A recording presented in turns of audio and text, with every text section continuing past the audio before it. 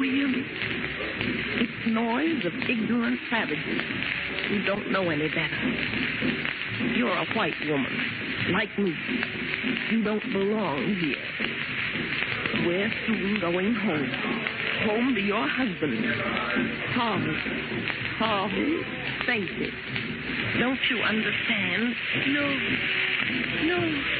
Let me go. I want to go to the music. Out there. My music. I want to listen to the music. No use. That fever's gone to her brain. She can't think. She's hopeless. What can I do? It's all so hopeless. That noise is maddening. If it would only stop, I might have a chance.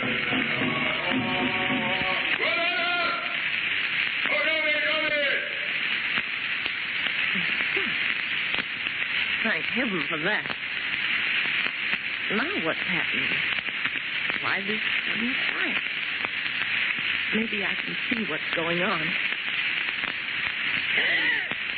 Hear me, oh my children. The hour is at hand. See the great white one floats above you. The mighty one looks down. Bow down before the mighty moon god. The hour is at hand. Prepare yourselves. The hour has come to do homage to the mighty one, for he demands the blood sacrifice. He must drink of the blood of the white one. Go you, my sons, and fetch the white one, who is to be sacrificed to the mighty one.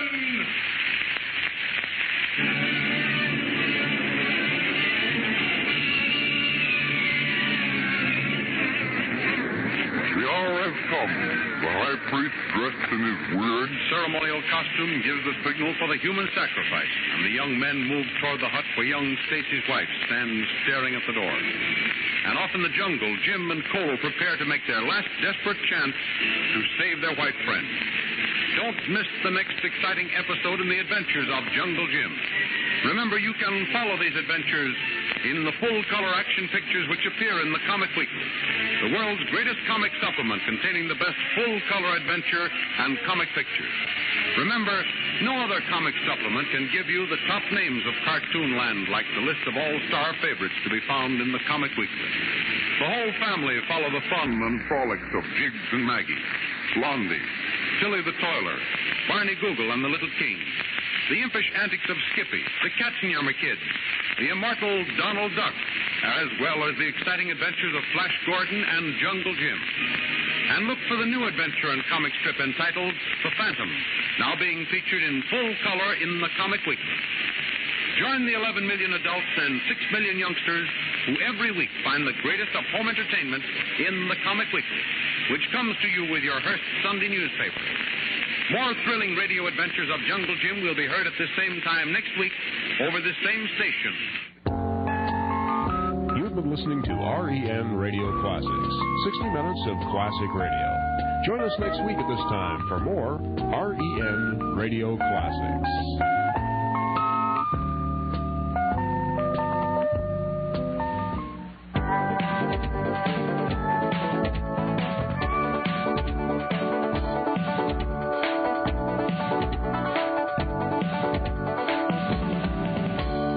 This is REN.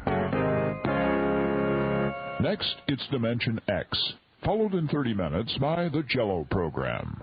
This is the Radio Entertainment Network. Wheaties present Dimension X. Adventures in time and space, transcribed in future tense.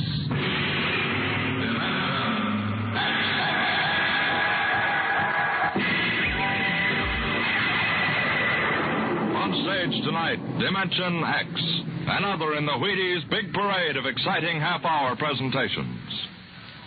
I don't mean to be too personal, mind you, but have you found out how Wheaties at 7 can help at 11?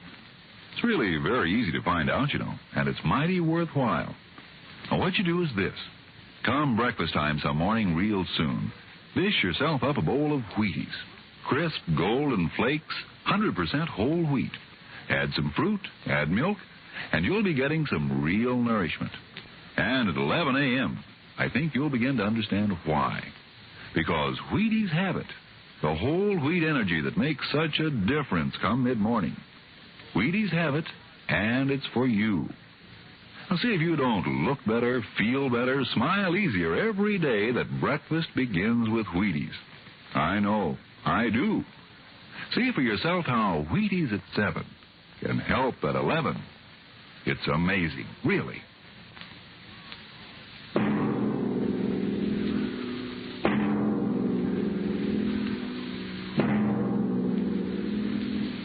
Do you remember when you were young, how your elders would tell you bedtime stories about the man in the moon? Well, tonight we have a different kind of story to tell about him. A story of suspense in the unknown world of the future, where anything can happen.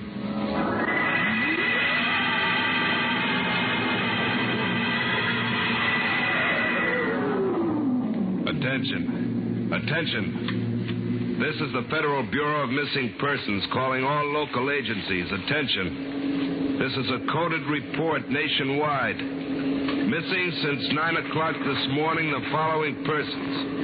Smidgley Jonathan, 5 feet 8 inches tall, brown hair, brown eyes, mastoid.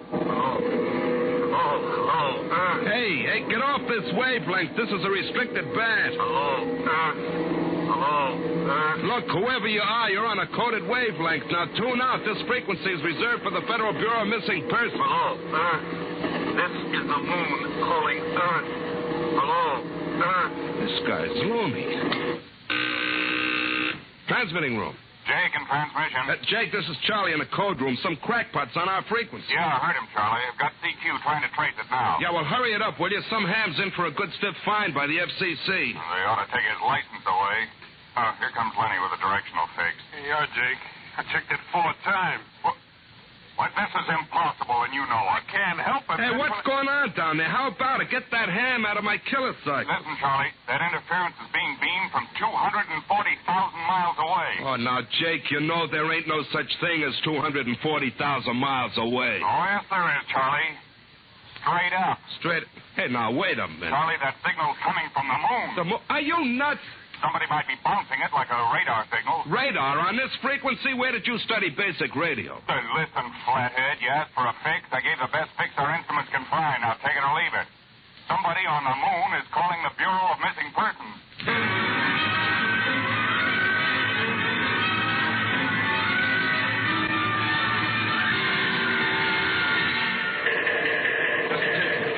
Timken. What's the sweat, Charlie? Shouldn't you be broadcasting? Now, listen, Mr. Timken, you know I'm a sober citizen, right? Never once have I broadcast with the smell of alcohol on my breath, right? In all your 12 years here at the Bureau, did I once... What's the matter, Charlie? We're picking up a message on our wavelength. Well, did you report to the FCC? I ain't got the nerve. Well, what's wrong? You'll scream when you hear this, Mr. Timken. You'll jump right out the window, but we are getting an SOS from the moon.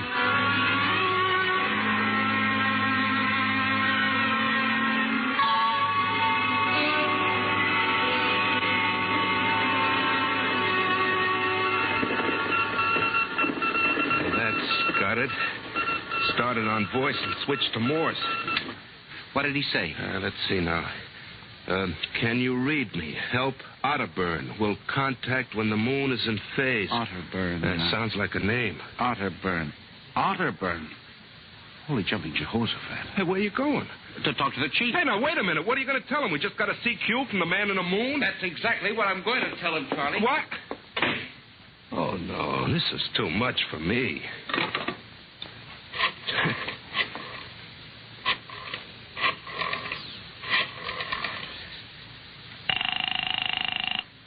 Washington Star-Ledger. Let me have O'Brien on the city desk, huh? One moment. O'Brien speaking. Seamus? Yeah? This is Charlie Starbuck down at the Missing Persons Bureau. You want a hot one? No kidding. This'll cost you a beer, okay? Shoot, Buck. I'll stay in your wavelength for 30 seconds. Yeah, okay. We just got a radio message from the moon. What? From the moon. Call me back when you're sober. Okay, Seamus, if you don't know a story when you see one. I'll send you the name of a good psychiatrist. So long, Orson Welles. Orson Welles? Hey, how do you like that? He don't believe me.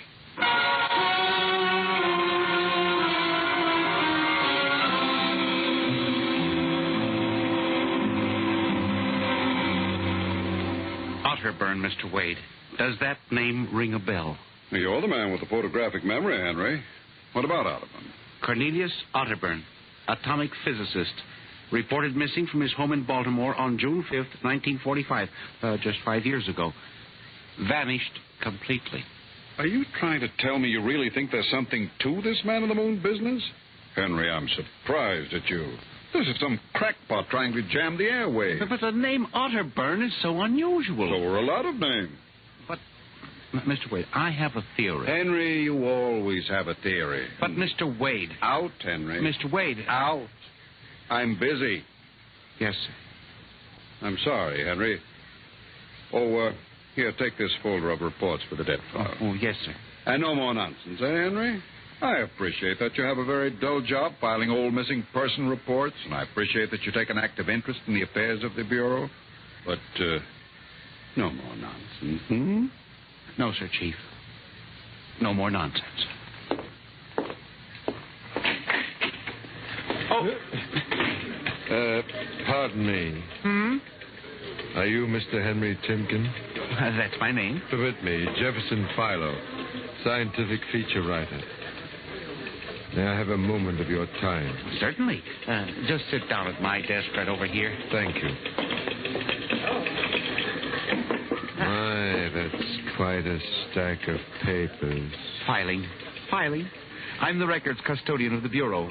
12 years and never misplaced a record. Magnificent. Now, Mr. Timken. Yes? Mr. O'Brien, the editor of the Star Ledger, said I might drop by and investigate a rumor. Only a rumor, mind you, that a message from the, moon... Well, we aren't certain it's from the moon.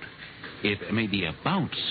They have bounced radar waves off the moon, you know. Yes, I know. I wrote the first newspaper article on it. Oh, really? Well, I'd be interested to read it. I must have a copy in my briefcase. Well, don't bother. Oh, but I insist. There you are. I'll leave it on your desk. Well, thank you very much. Now, about this message from the moon, Mr. Timken. Well, we don't know for sure, as I said. But I believe that this message, wherever it originates, is from Cornelius Otterburn. The physicist? Oh, you know him. I once wrote an article on his contributions in nuclear mechanics. A brilliant man, Otterburn, years ahead of his contemporaries. Well, whoever is sending those signals, if he isn't on the moon, is at least using the moon as a sounding board, bouncing the signal. But why, Mr. Timken? Why? Look here, Mr. Philo. If you will come here tomorrow night at 8, we may learn the answer to that question. I have arranged with Charlie, our radio man, to let me use the equipment. May I consider this an invitation? You certainly may. Very well, sir. Until tomorrow night, then. Goodbye, sir. Goodbye, Mr. Philo. Goodbye. Lack a day. Now, let me see now. Well, that's funny. Where did this list of names come from?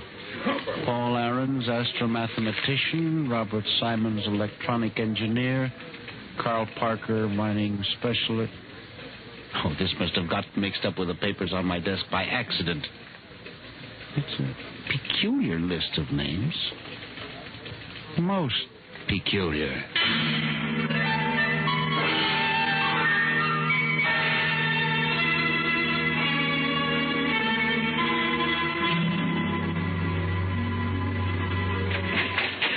morning, Charlie. Oh, hi, Mr. Tipkin. I see we made the papers. Oh? And how? Mr. Chief steamed up about it. What did the paper say? Mostly ha-ha. Here's the Herald. Oh? Oh, brother, what a panty. Uh-huh. Oh, dear. Oh, my. No wonder Mr. Wade is hopping. About tonight, Mr. Tipkin, I don't know. Now, you promised you'd give me a key to the radio room, Charlie. Yeah, but I didn't expect this. Listen, Charlie, we've got to find out if there's something to that message.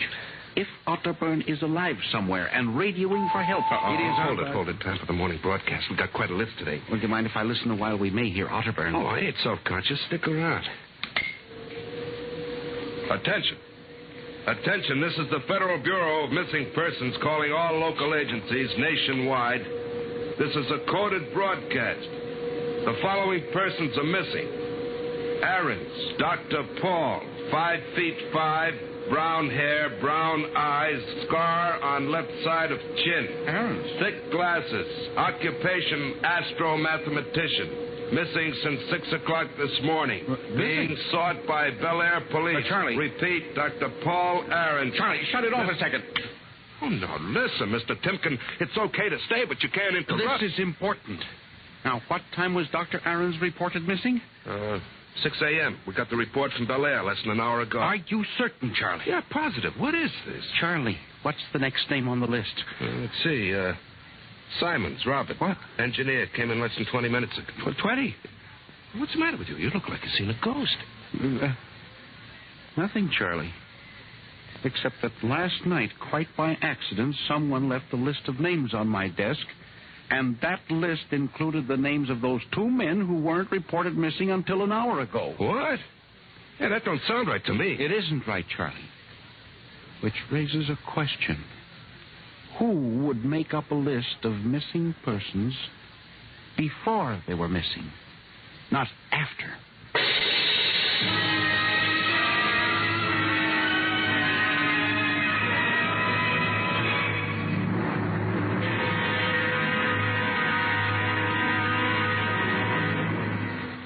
Dimension X will continue in just a moment.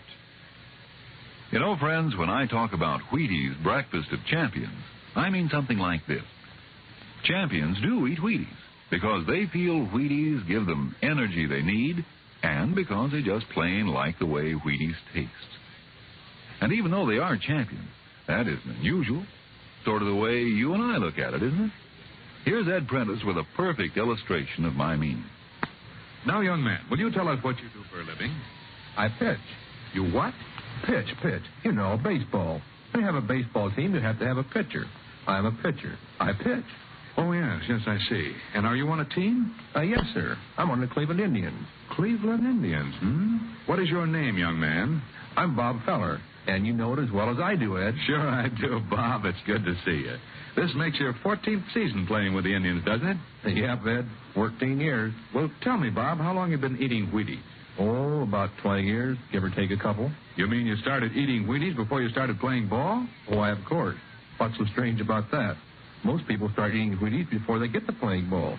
In fact, most people never start playing baseball. You don't have to be a ball player to enjoy the lift you get from Wheaties with milk and fruit. You're right as rain, Bob. No champ ever said a truer word about Wheaties, breakfast of champions.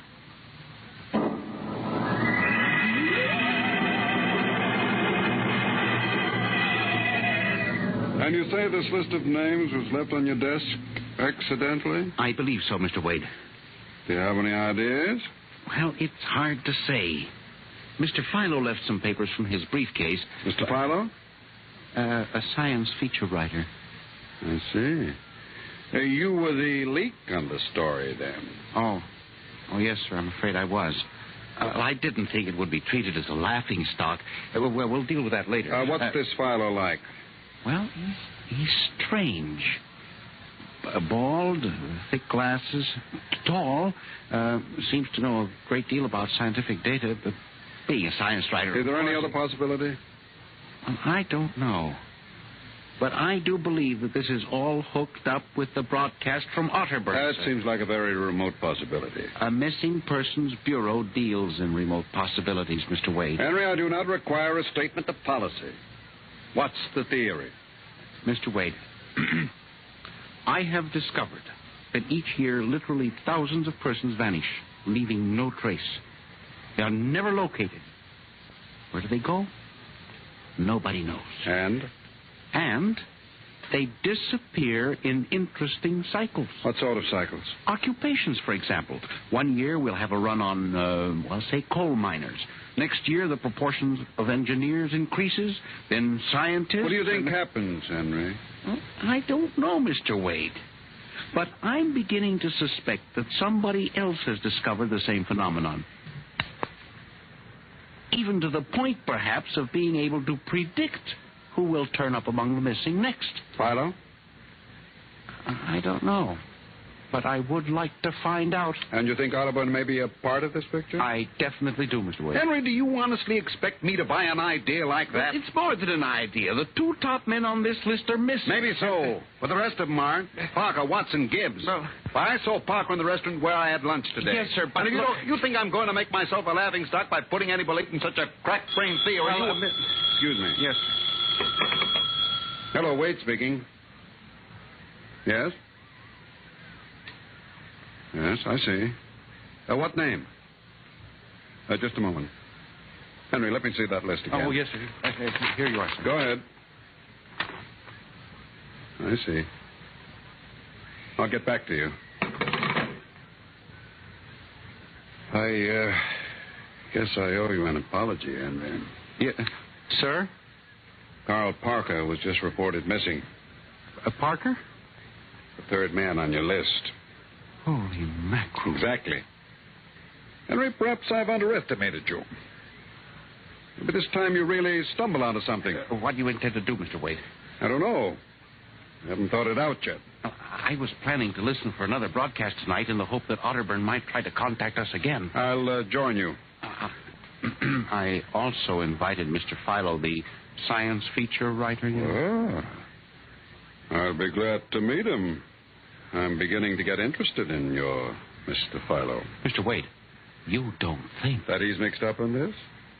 I don't know, Henry. Well, Mr. Wade, let's contact the police. No, Henry, I think we're better off keeping this between ourselves for the moment. I don't want the police laughing at the Bureau if you're wrong. I don't know, Mr. Wade. Besides, there may be more danger than you realize. Let's keep it quiet. Shall we, Henry? Yes, sir.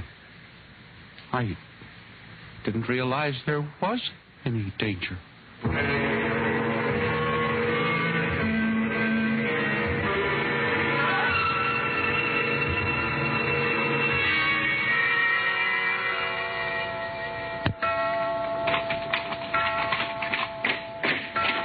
8 o'clock. Friend Mr. Filer was late. He said he'd be here, sir. Moon is almost in direct phase. You can't wait much longer. You'd better switch on the set. Yes, sir. I'll have to light in the hall for Mr. Filer when he comes. Are you getting anything? Just some foreign stuff. Programming from Johannesburg, South Africa.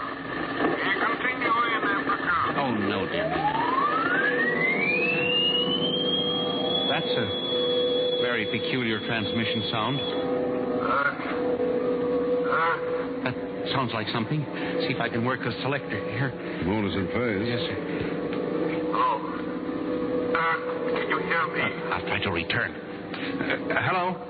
Hello? Hello, hello, do you hear me? I get you now. Thank God. Who are you? Can you hear me? Who are you? This is Professor Cornelius Otterburn. Hello? Go on, I hear you. Not much time. They're on today. They've located my sending point. Do you hear me? Go ahead, keep talking. I've only enough oxygen for a few minutes more. Well, where are you? I'm on the Earth side of the moon. You get that? The Earth side of the moon. A volcanic crater. Good Lord. Start that recorder, Mr. Wade. Go on, explain, please. Explain, please. Closely. There's an Earth colony on the moon. There is an Earth colony on the far side of the moon. Made up of renegade scientists and criminals. Professor Ernst Holtzman. Holtzman, he died in an insane asylum in 1938. Professor Ernst Holtzman discovered nuclear rocket power in 1935. Turned his plans over to escaped inmates of the asylum. They took off and set up a colony on the far side of the moon in 1938. Go ahead. We're recording you. Each year, they recruit new colonists from Earth. Slave labor mostly. Some women, scientists. The oxygen problem is a big one. I was kidnapped in 1945 Sci-Fi. Yes, we know. Keep talking. They wanted me to work on Atomic Drive with their flying disc. Hello? We're still getting you. Go on, go on. 6 others and I escaped. Speak louder. But the charges left, getting weaker. We pulled what little oxygen we had. The others, dead now. Thank God I reached you. You've got to stop them. Stop them. Stop who? The moon colony. Planning to take over the Earth. Listen, they have agents on Earth. Hear me? Agents on Earth? Where? Who? Hello? Hello? Agent N. Henry, look out. The light. Someone at the window. Get back. Henry, are you all right? I think so. Oh, his shot smashed the transmitter. Strike a match. Careful. Whew, that was close. I got a look at him. From the description, it was your Mr. Philo. Well, we got a recording anyway, but not the most important part of the message. Henry, we've got to get you out of here. You said they have agents. Philo's probably one of them. He'd be looking for you now, trying to kill you. The police... You think the police would believe a fantastic story like this? People being kidnapped to the moon as slave labor? Moon colony planning an invasion of the Earth? Henry, believe me, they'd clap us into straitjackets before we could finish. We've got to do something. We need time to get proof. But we can't walk out of here. Philo's probably waiting. I can only figure some way. Wait, I know. How? Listen. There's a service elevator that leads to the basement garage. My car is there. Mr. Wade, let's By the time the police get here, we'll be dead. You think Philo will wait outside all night? Come on.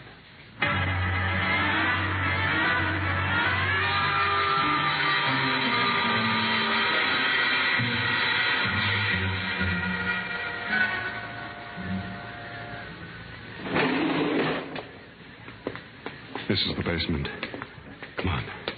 Keep to the side. Yes, sir. Shh. Here's the car. All right, Henry. You open the garage door, then jump into the car. We'll make a dash for it. But where can we go? I have a farm outside Chevy Chase. It's private, miles from the nearest neighbor, and completely hidden by trees. We'll run for that. Go ahead, start the door up. All right, Mr. Wade. Quick, jump in. Yes, sir.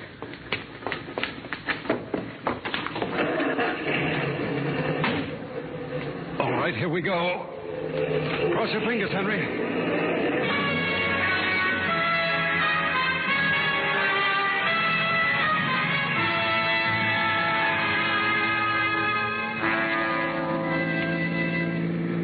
We made it out all right. Anything doing? Well, there's a blue coupe behind us. It seems to be following. I'll cut up Pennsylvania Avenue and out Route 1 toward Baltimore. It is following. He turned with us. Can you go faster? Not much faster. He's gaining on us. Got an idea. Hang on, Henry. Yes. Why did you stop? Turn off the lights, quick.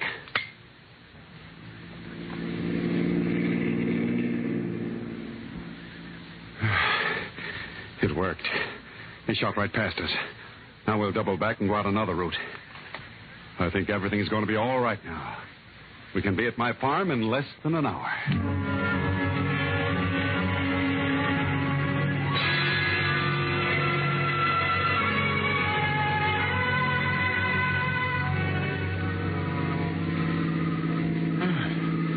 This place is really out in the wilderness, Mr. Wade. You can stay here indefinitely till we figure out the next move. Just up this dirt road now, there's a big abandoned wheat silo on my grounds.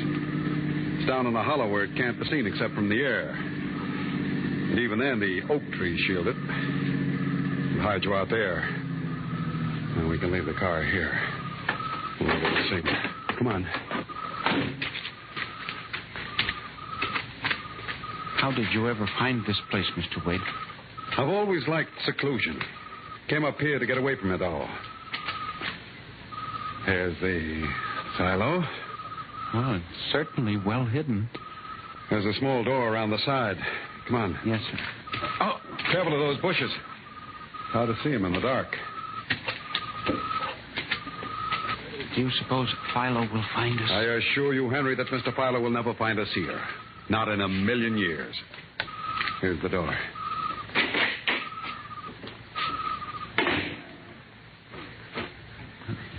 It's pitch dark.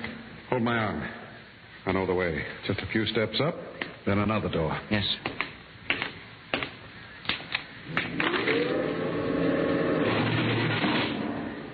deal? This is an unusual silo. Double walls, wood outside, steel inside. Completely fire. An army couldn't wreck it. We're inside the inner shell. Careful. You're in a circular room. Stay here a moment. I'll go outside and see if the coast is clear. In a moment, your eyes will become accustomed to the darkness.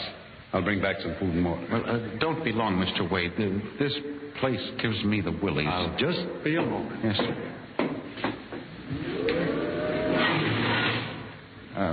Mr. Wade.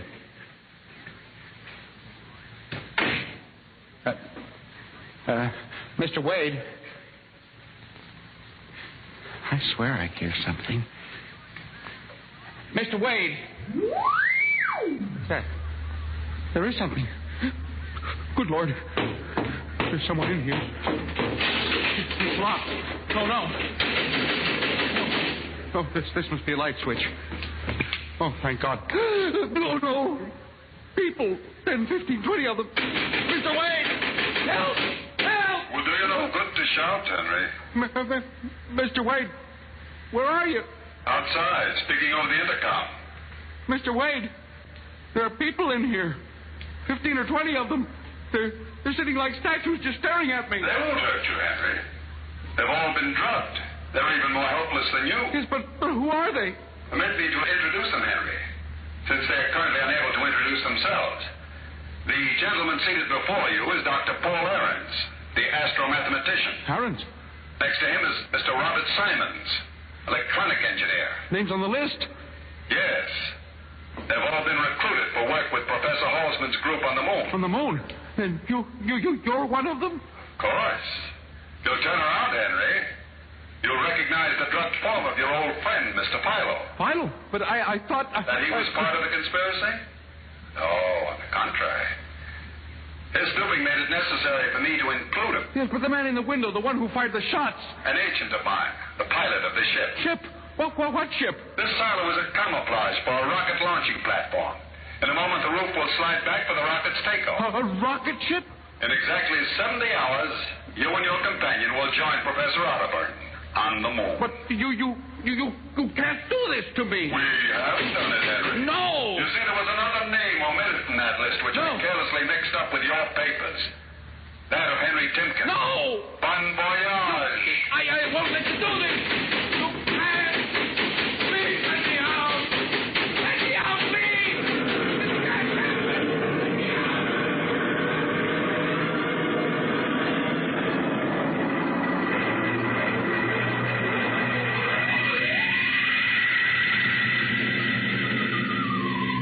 Attention.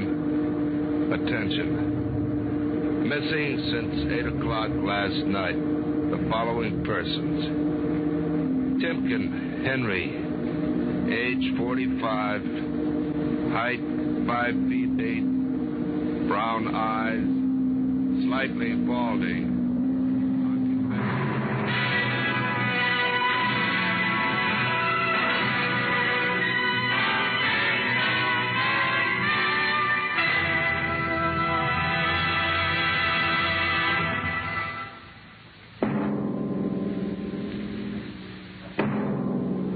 Tonight, Dimension X has presented The Man in the Moon, an original story by George Lefferts. Featured players were Louis Van Rooten as Henry Timken and Santos Ortega as Wade.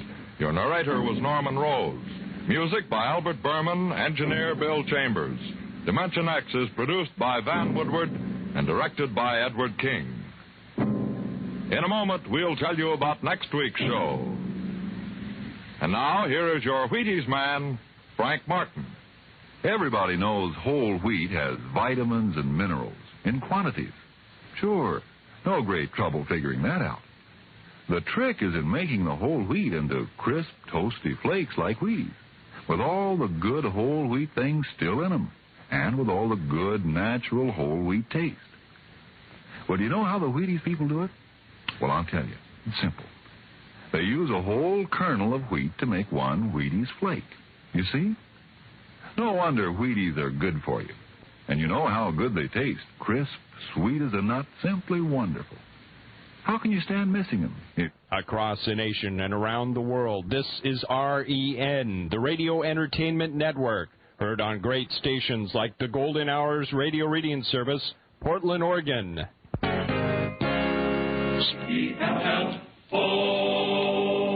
The Jell-O program, starring Jack Benny, with Mary Livingston, Phil Harris, Dennis Day, and yours truly, Don Wilson. The orchestra opens the program with On the Road to Pismo Beach.